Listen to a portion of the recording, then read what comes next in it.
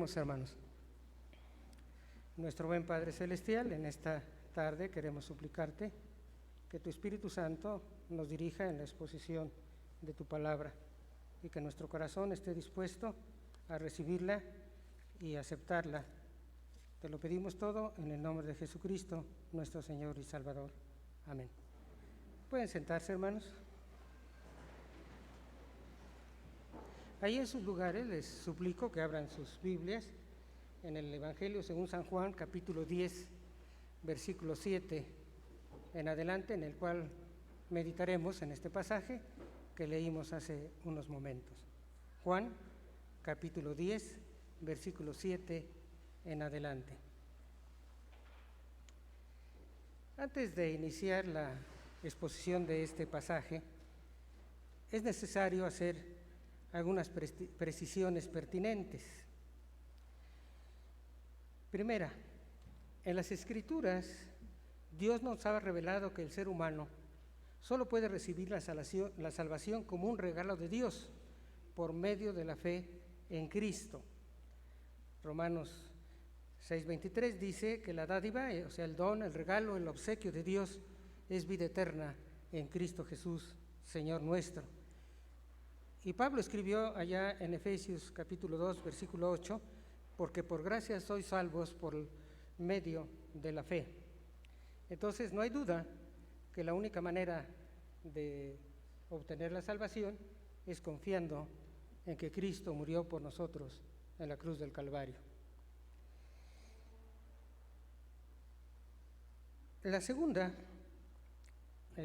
precisión tiene que ver con la diferencia entre la seguridad y la certidumbre de salvación. ¿En qué se fundamenta la seguridad de la salvación? Depende de Dios. El Señor Jesucristo promete que su don de la salvación, una vez que por la fe creemos, la recibimos, la aceptamos, somos creyentes y como creyentes tendremos para siempre la salvación.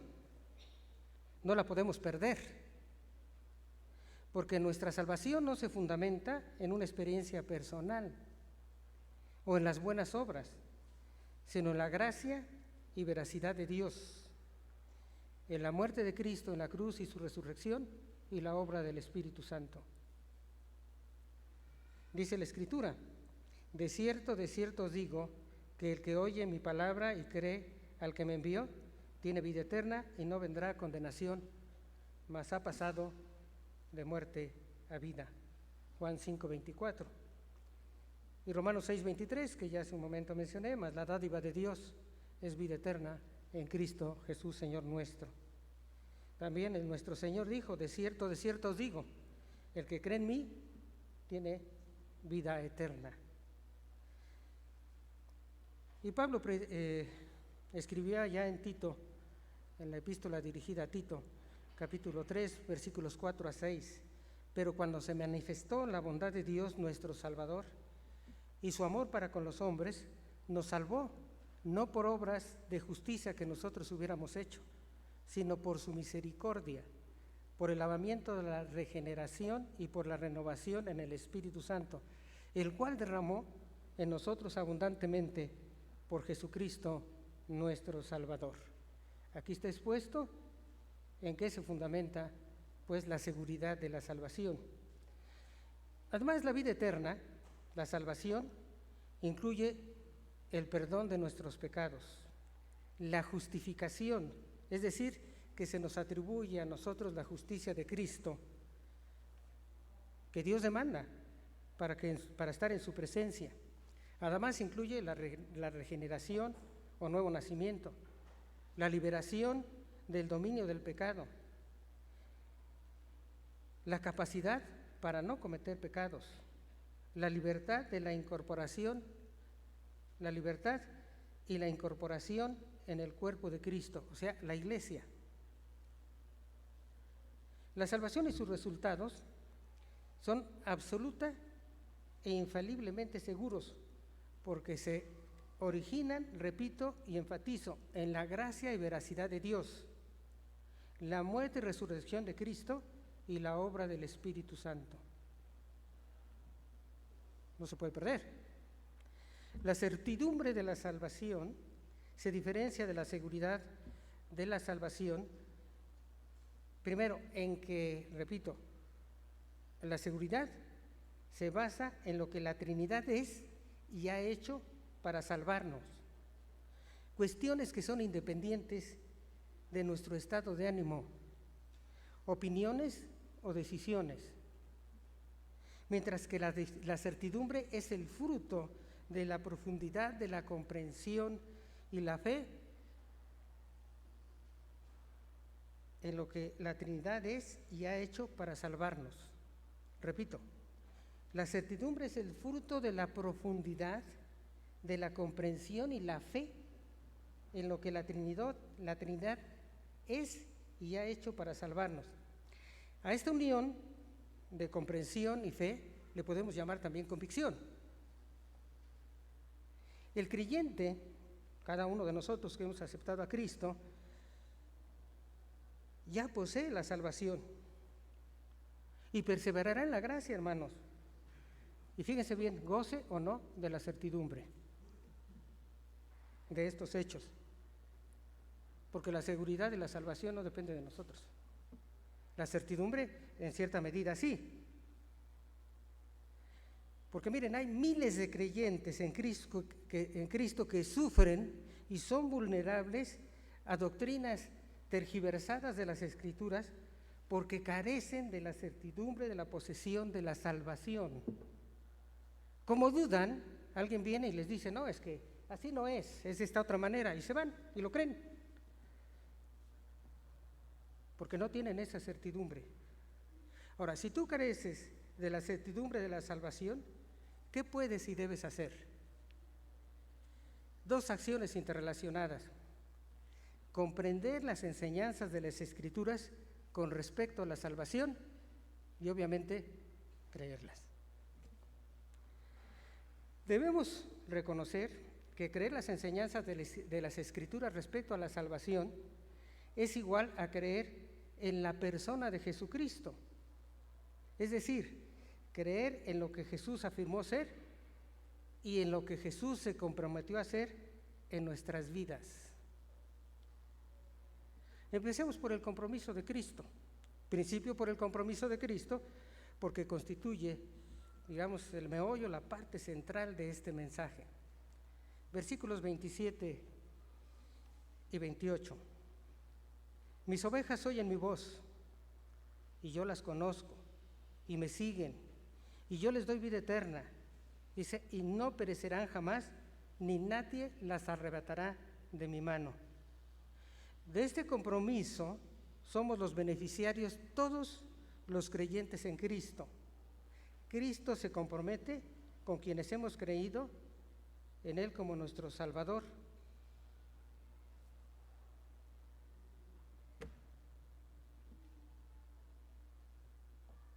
A tenernos en sus manos.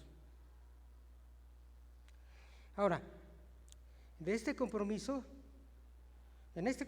hay una doble prueba de ser creyentes, un mutuo conocimiento. Cristo nos conoce y nosotros lo conocemos. Versículo 14, yo soy el buen pastor y conozco mis ovejas y las mías me conocen. Los creyentes seguimos a Cristo. Dice el versículo 27, mis ovejas oyen mi voz y yo las conozco y me siguen. También existe aquí un triple compromiso. Dice que Él nos da vida eterna. Este es el primero. Y el segundo es que nos da la seguridad que estamos en sus manos. Dice, no perecerá jamás, ni nadie las arrebatará de mi mano. Versículo 28. Pero también, ahora en el versículo 29, es el tercer,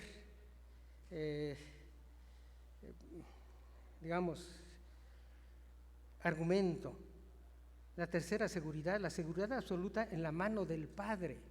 Mi Padre que me las dio es mayor que todos y nadie las puede arrebatar de la mano de mi Padre.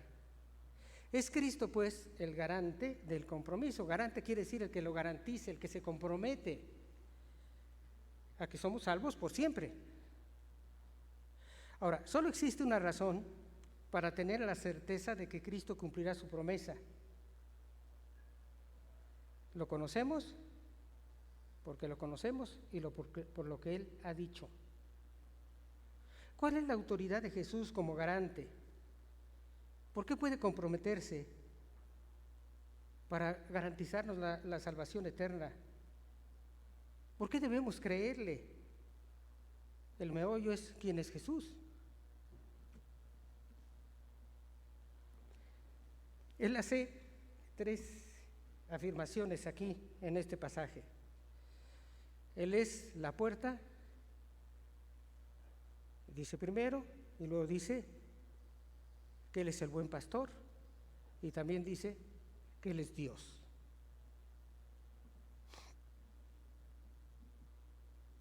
Jesús afirmó ser la puerta de la salvación para todos. Vean el versículo 7.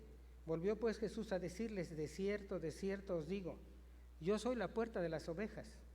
Y el 9, yo soy la puerta, el que por mí entrare será salvo, y entrará y saldrá y hallará pastos.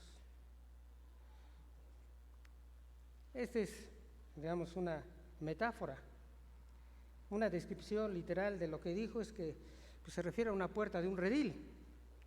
En aquella época los rediles estaban en unos patios y estaba rodeado por una cerca. Era cerca de zarzas y otras plantas lo suficientemente altas como para que las ovejas no se salieran, para que no entraran los animales depredadores y para que los ladrones no les fuera fácil brincarlas. Contaba con una sola puerta, aproximadamente con una altura de 1 metro, o sea, un hombre no cabe, al menos que se agache, que se hinque, que entre a gatas, ¿no? Pero ese era el redil, ¿sí?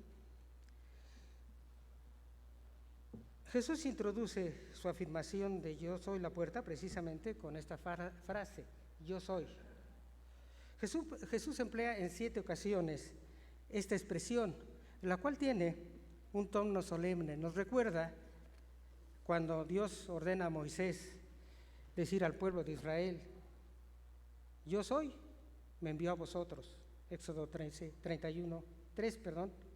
14. Algunas expresiones cotidianas o experiencias cotidianas nos permiten explicar qué sentido tiene esta metáfora. Cuando tenemos un problema difícil, decimos que no hallamos la puerta.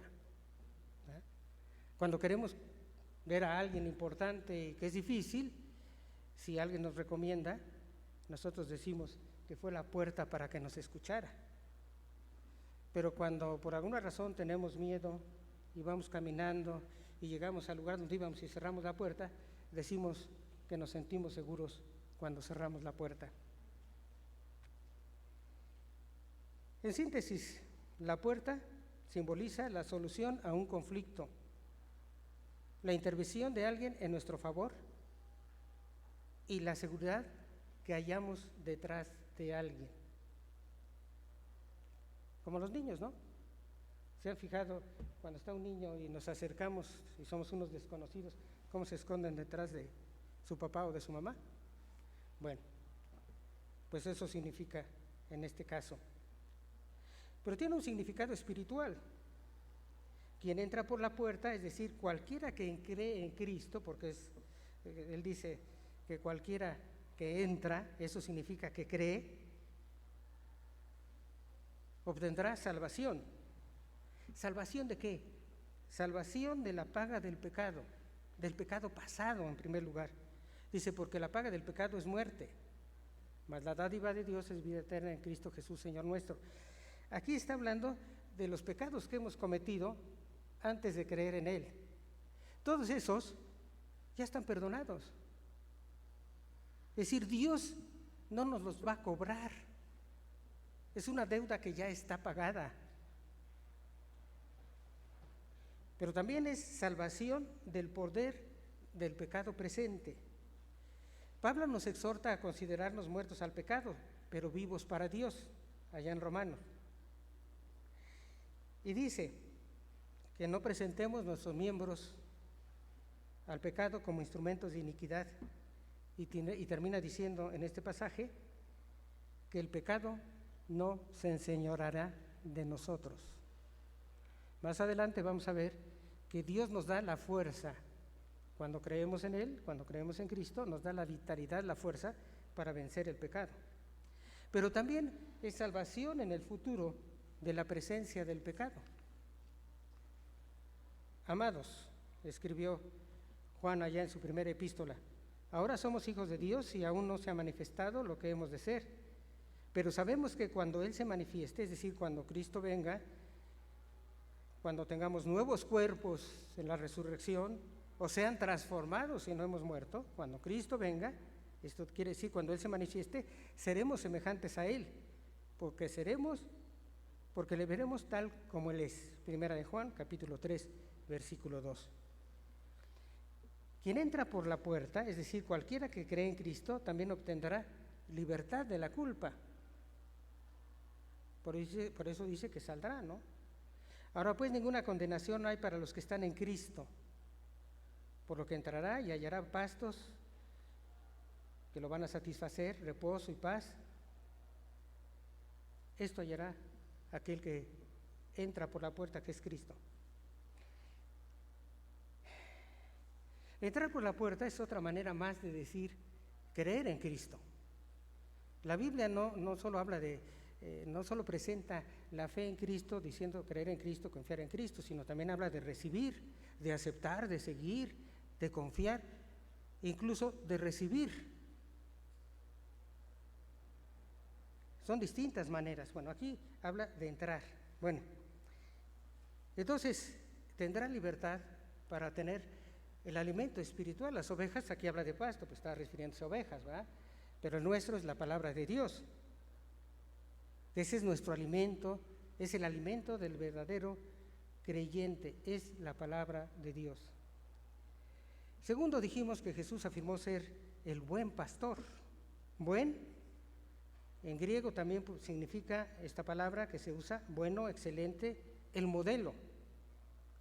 Y antes de hablar del buen pastor para contrastar los falsos pastores de Jesucristo, resumo lo que Jesucristo mismo dijo de los falsos pastores.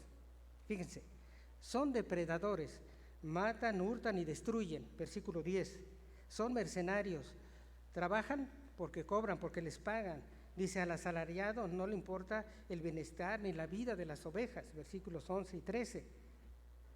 Actúan cobardemente, huyen ante el peligro y abandonan a las ovejas en las garras del lobo que las ataca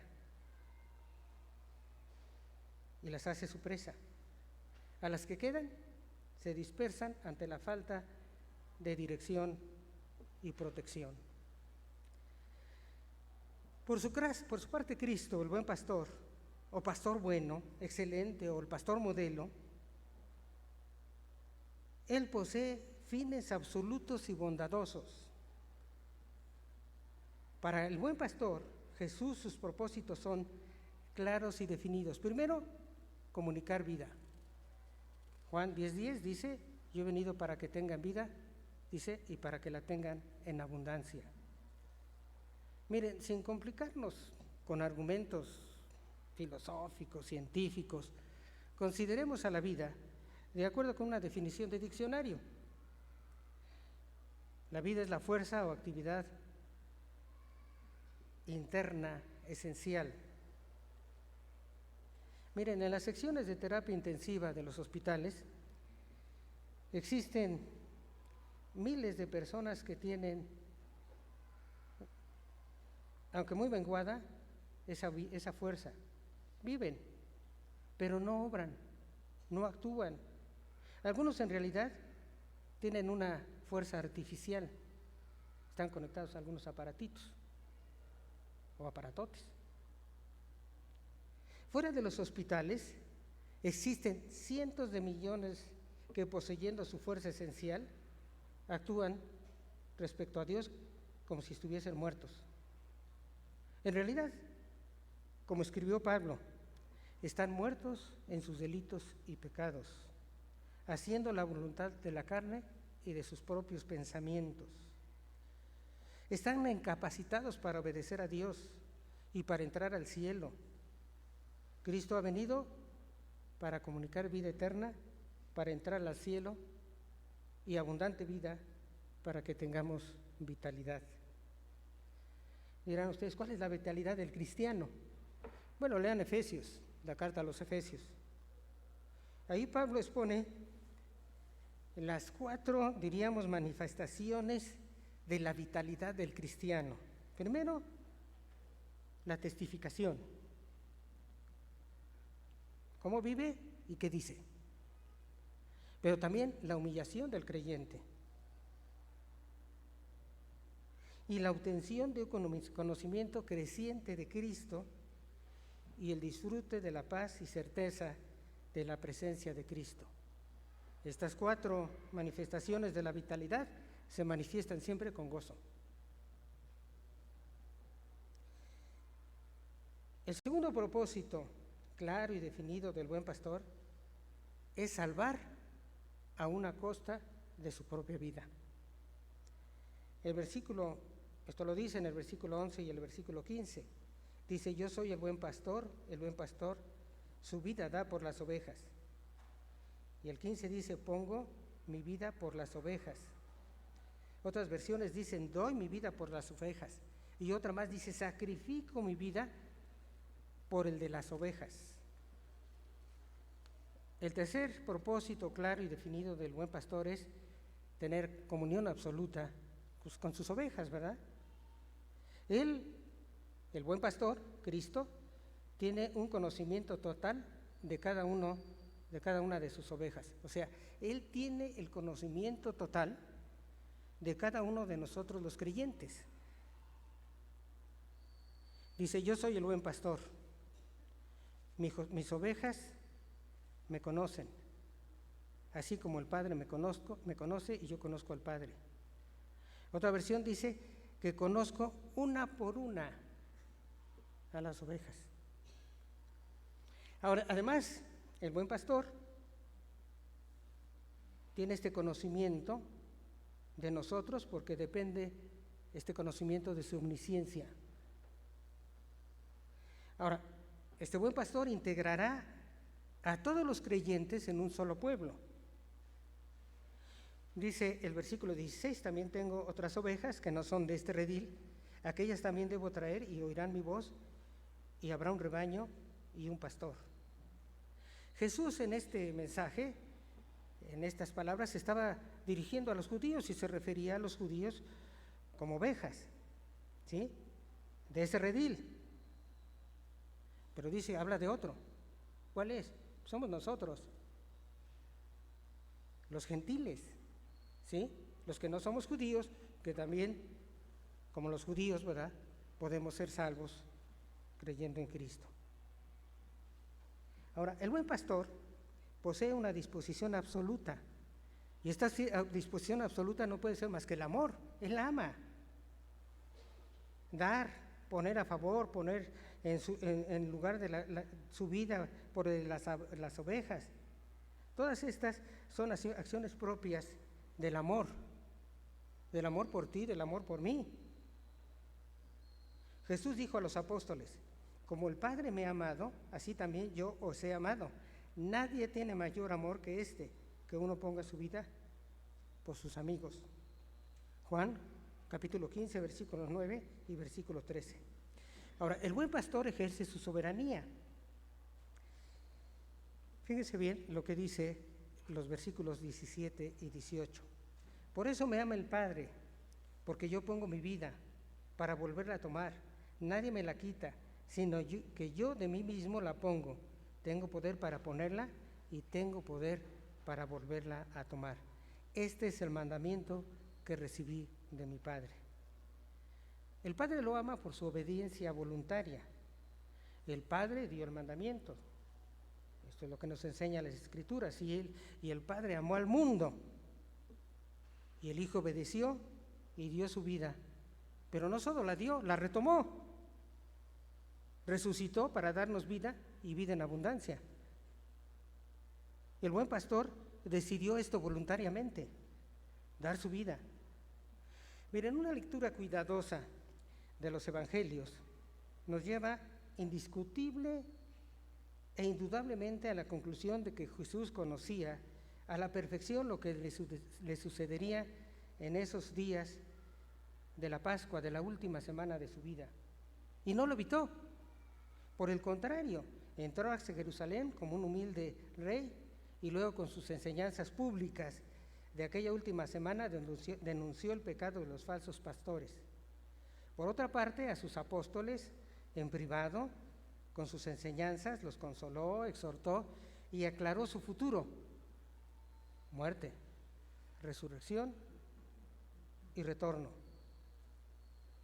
Fíjense, incluso al terminar de orar en el Getsemaní aquel jueves, antes de ser crucificado, dijo a sus apóstoles: he aquí, ha llegado la hora, y el Hijo del Hombre es entregado en manos de pecadores. Y fue al encuentro de sus victimarios. El buen pastor también decidió voluntariamente retomar su vida. Lo declaró: tengo poder. La palabra griega puede también traducirse como autoridad, facultad de elección, libertad de hacer lo que quiera, soberanía, pues, derecho y poder, dice, para volverla a tomar. Su decisión de retomar su vida quedó demostrada plenamente. Miren, cuando Pedro y Juan fueron a la tumba, cuando les anunciaron que había resucitado, entraron. James Boyce escribió: ¿qué fue lo que Juan creyó? Podría habérselo explicado, estoy leyendo lo que dice Boyce, a Pedro de esta manera: ¿no ves, Pedro, que nadie ha retirado el cuerpo, ni ha tocado los lienzos? Están exactamente como Nicodemo y José de Arimatea los enrollaron en el cuerpo de Jesús. Sin embargo, el cuerpo no está. No ha sido robado. No ha sido retirado. Resulta que atravesó los lienzos, dejándolos así como los vemos ahora, como una crisálida. Así lo deben haber visto. Jesús tiene que haber resucitado. Yo agregaría: ha resucitado voluntariamente. Jesucristo afirmó ser Dios. Yo y el Padre uno somos, versículo 30. Para los judíos la frase hijo de Dios era hacerse igual a Dios. En esta declaración lo expresa de manera contundente Jesús. Afirma poseer la misma esencia del Padre, es decir, ser Dios. Resumo: Cristo se comprometió con los creyentes a darnos vida abundante y eterna.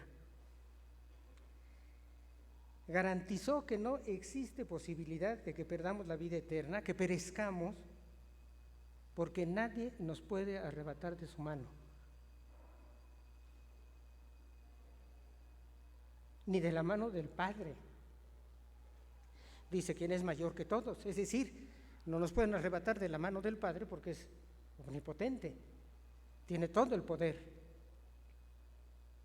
Nadie tiene la capacidad de separarnos de Cristo ni del Padre, si hemos creído.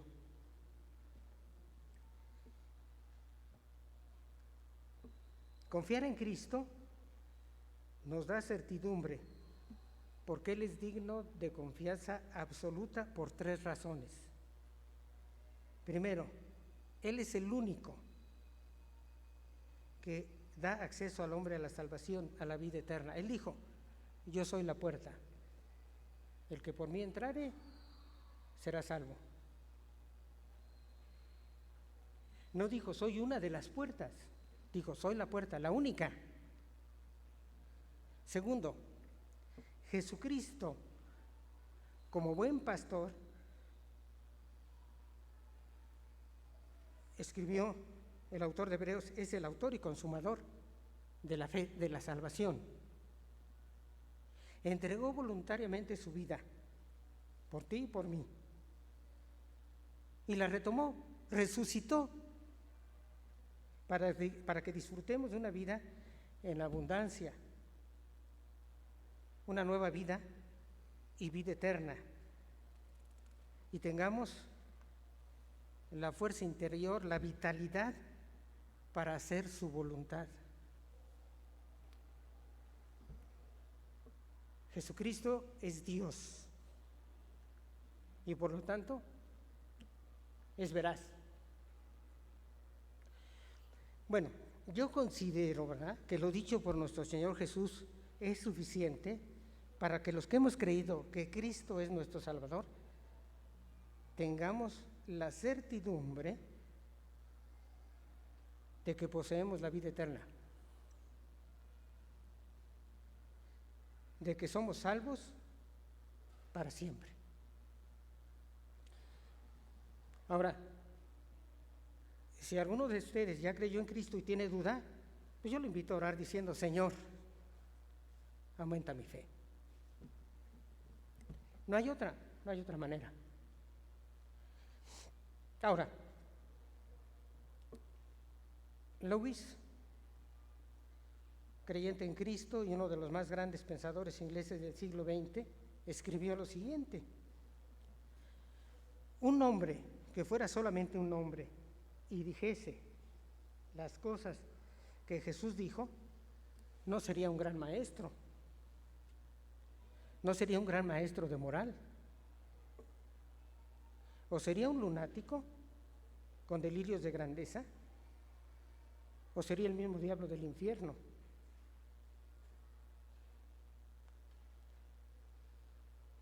Sigo leyendo a Lewis.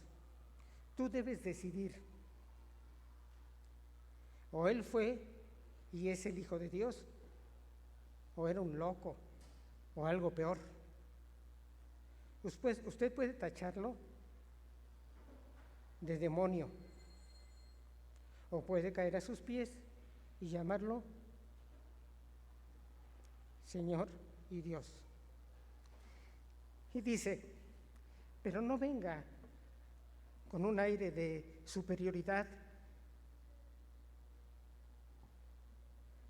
a decir que fue un gran maestro de moral. Él no nos ha dejado alternativa.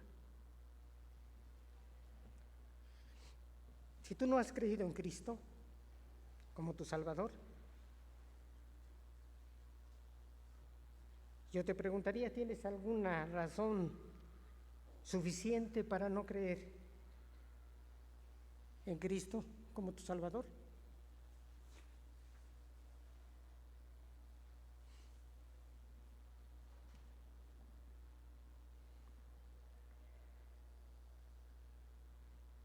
Si tú decides creer ahí en tu lugar, exprésalo a Dios, dilo con tus propias palabras. Cerremos nuestros ojos.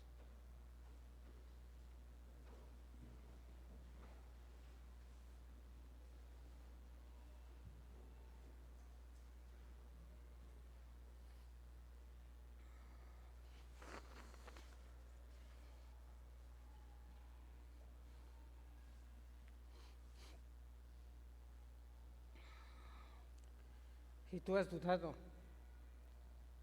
de tu salvación, de la salvación eterna que Cristo te ha dado, yo te invito a que le digas: Señor, aumenta mi fe. Lo que nos revela la Escritura es suficiente para tener la certeza de que somos salvos. Si tú no has creído, no has aceptado a Cristo nunca en tu corazón, yo te invito ahí que en tu lugar ores y le digas: Señor, creo que eres mi Salvador. Gracias, Señor, te damos por tu amor, tu misericordia, tu gracia. que ha sido tanta que siendo aún pecadores, Cristo murió por nosotros. Él vino y se entregó para salvarnos. Gracias porque Él es la puerta, es nuestro buen pastor y es Dios. En el nombre de Cristo Jesús, amén.